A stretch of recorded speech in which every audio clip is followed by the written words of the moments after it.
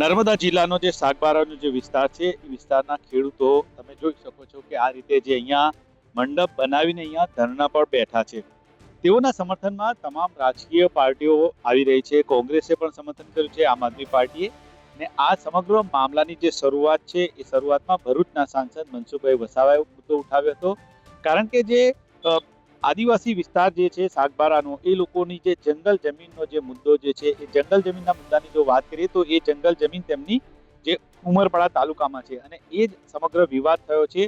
અને એના જ કારણે તેઓના જે આંદોલન અત્યારે ચાલુ છે. સાંસદ મનસુખભાઈ વસાવા, ધારાસભ્ય દર્શના દેશમુખ પણ અહીંયા આવ્યા હતા. ત્યારબાદ આમ આદમી પાર્ટી અને કોંગ્રેસના નેતાઓ પણ મુલાકાત લઈ ચૂક્યા છે.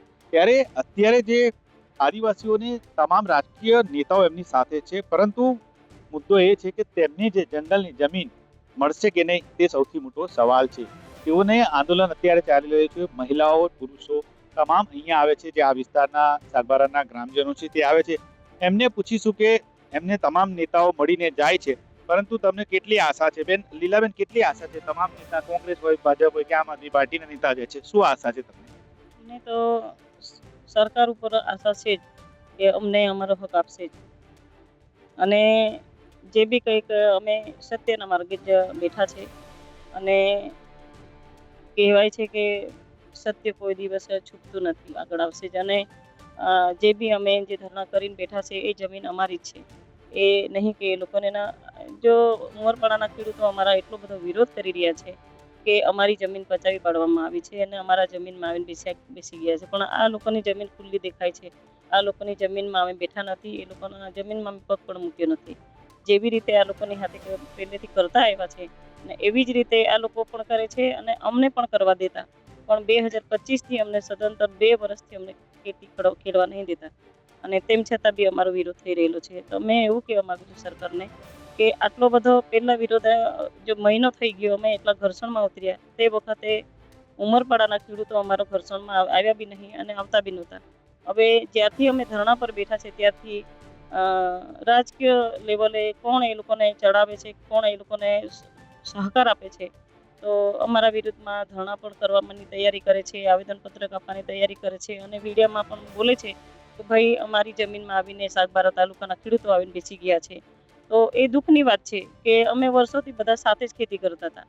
એ લોકોને હમણાં અમે જ્યારે અમારી માંગણીમાં બેઠા છે ત્યારે એ લોકોને કેમ એવું દેખાયું કે આ લોકો અમારી ખેતી માંગવા માટે અહીંયા બેઠા છે એવું. તો જ્યાં સુધી અમારી માંગ સરકારે બી અમને વાયદો કર્યો છે કે ભાઈ તમને ખેતી કરવા દેવામાં આવશે. 15મી ઓગસ્ટનો પ્રસંગ છે એ પતી જવા દો અને એના પછી એમ કે જે બી કંઈક નિર્ણય આવશે તે સુખદ પરિણામ આવશે, એવી રીતે અમને જણાવવામાં આવી છે. તમે કહ્યું કે આજે લીલાબેન છે, સાથે અન્ય ખેડૂતો પણ એમને વાત કરીશું.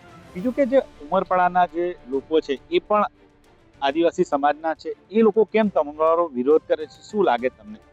પહેલા તો વિરોધ નહીં કરતા હતા સાહેબ. હમણાં જે 10 દિવસથી વિરોધ, 8 દિવસથી વિરોધ કરવા માંડે છે કે અમે બી, તમે સરકાર સારી રીતે સમજી જાય કે એ લોકોનું બી સૂત્ર એક જ છે ને અમારા બી સૂત્ર એક જ છે. એક નારો બોલાવું, બંને બધાને બોલાવું તો શાંતિથી સાંભળજો ને અમારા ભાષામાં બોલીએ. એ જરા સરકારને કહેજો કે બંને એ સાગવારા વાળાને બી માંગે એક જ છે ને ઉમરપાડા વાળાને બી એક જ છે, પણ મતલબ જમીન નહીં, એક બાજુ એ લોકો કરતા છે ને એક બાજુ અમે કરતા છે. તો જરા સરકારને કહેજો તમે આગળ કે જાણ કરતા કે નહીં તે અમારા ભાષામાં બોલીએ અમે. તમારી ભાષામાં કોણ? જિંદાબાદ આમ આખા કેડો આખે દેજી નહીં. આ નારું પહેલા લોકો બી બોલે છે ને અમે બી બોલે છે. અમારા પહેલા જોડે કોઈ વિવાદ નહીં. અમને સરકાર જોડે વિરોધ છે. અમને એ જમીન જોઈએ ને જોઈએ. જ્યાં સુધી એ જમીન નહીં આપશે ત્યાં સુધી અમે ધરણા પર કરીશું. એ ઉમરપાડાના જે લોકો છે એ એમની પાછળ રાજકીય કોઈ નેતા હોય એવું લાગે તમને કે એમને સપોર્ટ કોઈનો મળ્યો? કારણ કે એ લોકો અત્યારે વિરોધ નતા કરતા, હવે એ લોકો પણ કદાચ કાર્યક્રમ કરવાના છે ને અત્યારે લોકો મિટિંગ પર ત્યાંના સરપંચનું પણ નિવેદન આવ્યું છે. શું કહ્યું? એ સરપંચ ને એવું છે, એ અંદરથી એવું સરકારના જે લોકો છે એ જંગલ ખાતાવાળા છે એને ભાડું ભાતું પણ આપે છે અને એ બધા જંગલ ખાતાવાળા લઈ જાય છે અને સપોર્ટ જંગલ ખાતાવાળા કરતા છે. અને અમારા ભાઈનો વિવાદ એ પાડતા છે. અમારે કોઈ ભાઈ હાથે દુશ્મની નહીં. એ કદાચ હોય તો હમણાં અમે કહેતા છે, એ મોટા ભાઈ અમે કહેતા છે, પણ અમે મોટા ભાઈના છોકરા અમે છે ને એ નાના ભાઈના છોકરા છે. અમારા બાપ દાદા અહીંયા વર્ષોથી એ જંગલ 125 વર્ષ જેટલા અમારા બાપ દાદા આ જંગલ સાથે જોડાઈ રહ્યા. એ નાના ભાઈના છોકરા છે, એટલે હમણાં 55 કે 60 વર્ષ જેટલા થયેલા છે. બીજું કે આ જે તમે કીધું છે, તમે જે સૂત્ર બોલાવ્યું એનો અર્થ શું આમ જે, કારણ કે તમે જે આદિવાસી ભાષામાં કીધું સામાન્ય લોકોને જે સમજણ પડે તો શું તમે સૂત્રો છો કે તમે પણ બોલો છો ને લોકો પણ? અમે એવું બોલતા છે કે અમે બધા એક જ છે અને કોણ કે આપજી નહીં. તો અમે કે એ સૂત્રોમાં એવું કહેવા માંગે કે લયા વગર રહેવાના નહીં. અમે જમીનનો જે પ્રશ્ન છે મુદ્દે ગ્રામજનો જે કહ્યા છે કે અમે અત્યારે એને લઈને જ બેસી. શું નામ તમારું? ઈશ્વરભાઈ જેમુભાઈ વસાવર, ખોપી સાકર. ખોપીના સરપંચ, આ જે સરપંચ છે સરપંચ ખોપીના, એ પણ અહીંયા સતત છે, અહીંયા હડતાલ પર મતલબ સમર્થનમાં છે ને એ જમીનના મુદ્દાને લઈને લડતમાં છે. અન્ય આગેવાન છે એમનું શું નામ તમારું? દયારામભાઈ, નિવૃત્ત ફોજી છું મેં, નાલગામનો વતની છું. આ જે જમીનનો વિવાદ છે એની પાછળ તમને કોણ લાગે છે? કારણ કે તમે જેમ કહો છો કે ક્યારથી તમને રોકે છે ને ક્યારથી ઉમરપડાના લોકો તમારા વિરુદ્ધમાં આવ્યા? લોકોનું તો સાહેબ એવું છે, પહેલા અમે 20 થી 22 વર્ષ સુધી અમે આ જમીનનું ખેડાણ કર્યું. અમે ત્યાં સુધી તો કોઈ જ વિવાદ નહીં હતો, પણ આ અમુક એવી ઘટના બની, એ તો કંઈ વારે ઘડી એમાં સોશિયલ મીડિયાની અંદર કે આમ તેમ કોઈને કહેવાથી કંઈ મતલબ નહીં બનતો. એ ઘટનાને લીધે આ 2 વર્ષ થયા, એના પછી આ વિવાદ ઊભો થયો અને ત્યાર પછી એ લોકો અમને ખેડાણ કરવા માટે અટકાવી દીધા. એ લોકોને કઈ ઉમરપાડાના લોકોને કઈક તમારે કઈ કહેવું છે અમારા માધ્યમથી કે શું કહેવા માંગો તમને જે રોકે છે?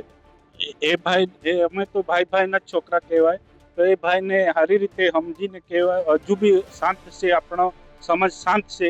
એ જંગલ ખાતાના હાથમાંની હથિયાર નહીં બનતા. આપણો ભાઈ ઝઘડો નહીં કરવાને સમજીને જે અમે ખેતી કરીએ એ ખેતી અમને કરવા દો શાંતિથી. તમે ખેતી કરતા છે એ તમને બી અમે શાંતિથી કરવા દેવાના છે. પણ જંગલ ખાતાના હથિયાર તમે નહીં બનશો ને પછી આગળથી જે વિવાદ થશે એ ઉગ્ર આંદોલન બનશે. તો તમે જોયું કે સોશિયલ મીડિયાની અંદર એ લોકો એવી બી અફવા ફેલાવ્યા કરે છે, એ લોકોને ગુમરાહ કર્યા કરે છે કે એ લોકો વર્ષોથી નહીં પણ હમણાં 2-3 વર્ષ પછી જ એ લોકો ખેડાણ કરે છે. તો એ લોકોને ખબર હોવી જોઈએ કે અમે પહેલા ખેડતા હતા, એના પછી તમે જો ખેડતા હોય અને આ મુદ્દો જો બન્યો છે, આ બે જ વર્ષ થયા ને, તો પછી આ વાત તમે ક્યાંથી લઈ આવો છો તમે લોકો? એટલે એ બનાવટી વાતો નહીં કરવાનું. સોશિયલ મીડિયાની જે સાચું હોય તે કહેવું જોઈએ. એટલે આ બનાવટી વાતો નહીં ચલાવવી જોઈએ એ લોકોએ. આ બધાની વચ્ચે સરપંચ પણ એક બીજી વાત કહેવા માંગે છે. સરપંચ, તમે જે કહો છો કે રાજકીય નેતા જે છે કોંગ્રેસ ભાજપ આપના નેતાઓ મળી ગયા, બીજું તમે શું ઈચ્છો છો? બીજું એવું ઈચ્છતા છે અમે કે અમે આજ 13 તારીખે ગાંધીનગર ગયેલા, બોલાવેલા અમને. તો મનસુખભાઈ બી હતા હાથે, ગણપત સાહેબ બી હતા, વન મંત્રીને મળ્યા, 3-4 આગેવાનોને મળીને બેઠક થયેલી અમારી. 1 કલાક જેટલી બેઠકમાં ચાલેલું. તે અત્યારે એ નિર્ભર કરેલું કે મનસુખ દાદા અને ગણપતભાઈ એ અમારી સરકારને કોઈ એવું નહીં, પણ બંને આગેવાન બેસીને એ મિટિંગ કરશે ને તમારો પ્રશ્નનો હલ થશે. તો આજથી 13 તારીખે, આજે 13 તારીખ છે ને, તો 1 મહિનો થયો કે બંને આગેવાનને બેસવા તારીખ નહીં મળતી કે કેમ નો. તો મને ગણપત દાદાને, મનસુખ દાદાને એવું નમ્ર વિનંતી છે કે કઈ તારીખે બેઠક કરશો ને અમારે પ્રશ્નનો હલ કઈ તારીખે તમે અમને આપશો, તો એ પૂછવાનું, મીડિયાની મારફતથી પૂછવાની જરૂર છે. ગણપતભાઈ પણ ત્યાં ગયા હતા, તો બીજા નેતા ગણપતભાઈ સાથે કઈ વાતચીત થઈ એમની? હા, વાતચીત કરી. હું વાત કરી એ અમને નહીં ખબર. તમને લાગે છે કે ગણપતભાઈ સપોર્ટમાં આવશે તમારા? આવશે ને આવવું પડશે. તમને સરકાર પાસે કેટલી આશા? અમને તો સરકાર પરથી ખૂબ જ આશા છે કે અમારા પ્રશ્નોને હલ લાવશે એમ.